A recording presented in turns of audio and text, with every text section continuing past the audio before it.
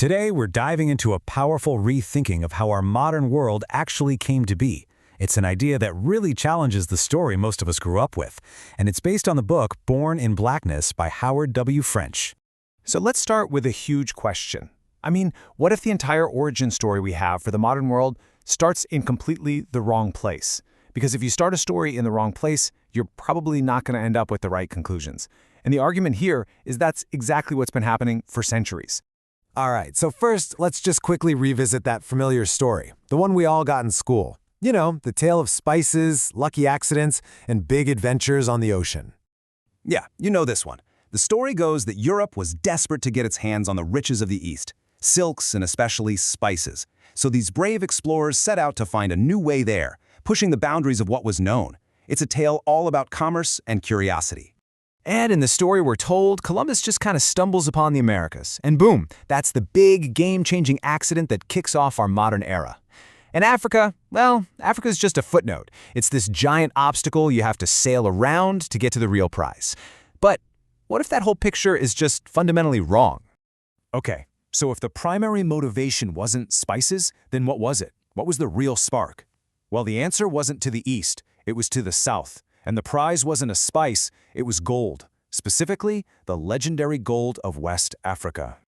This quote from the book really just gets right to the heart of it.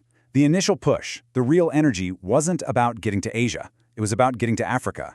For centuries, Europe had been obsessed with these stories of incredibly wealthy empires in West Africa.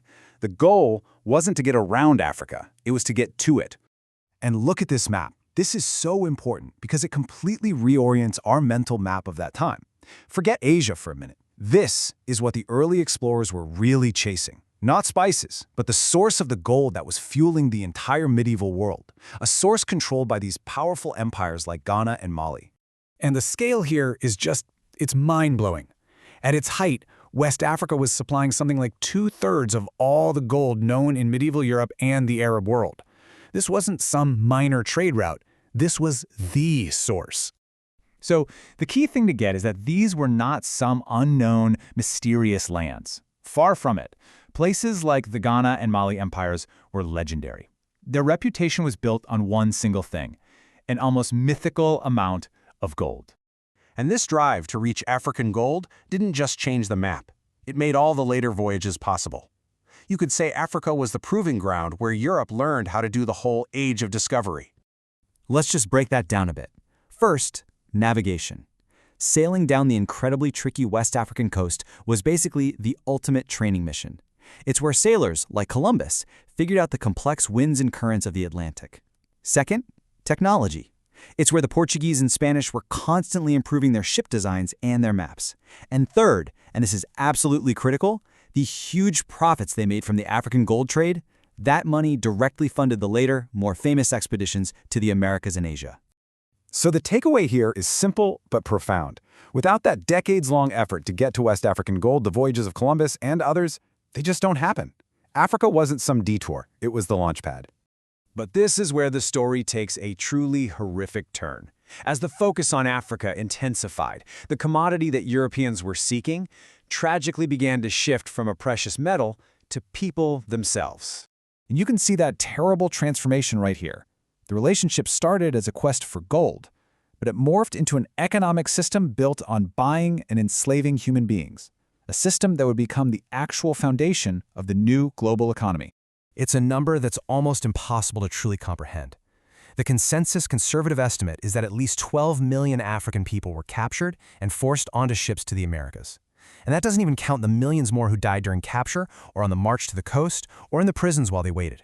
And this trade in human lives created an entirely new, brutal economic engine, the plantation economy. Enslaved Africans were forced to grow cash crops for sugar, which was incredibly lucrative, then things like cotton, tobacco. And the result? The wealth this generated for Europe completely dwarfed anything from African gold and Asian spices combined. And you know, this wasn't some big secret that people discovered later. People at the time knew exactly what was going on.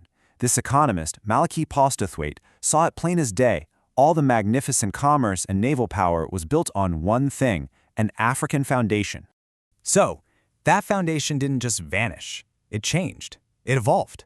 You might be wondering, how does this brutal history of physical stuff, of gold and sugar, connect to our abstract digital world today? Well, the echo is a lot louder than you might think. You can actually trace a direct line. It starts with that medieval hunt for physical gold. That leads directly to the plantation economy. That system, in turn, especially through slave-grown cotton, helps kickstart the Industrial Revolution. And where does that line end up? Right here, today, with abstract digital markets, where the very same historical commodities are traded as pure finance. I mean, just look at these tickers: gold, sugar, cotton, coffee. When you see these on a trading screen, they're not just symbols. Every single one of them represents a foundational commodity of the modern world, a commodity whose history is inseparable from African wealth and African labor. Think about that. The physical reality of gold being pulled from the ground, of sugar being harvested under the most brutal conditions imaginable. All of that has been abstracted away. It's been turned into data points. The world's shaping value is still there. It's still being traded. It's just happening now at the speed of light.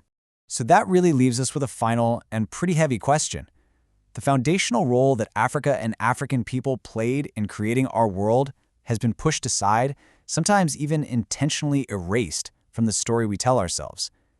And if something this central could be so hidden for so long, it really makes you wonder, what else don't we know? What else about our history have we gotten wrong?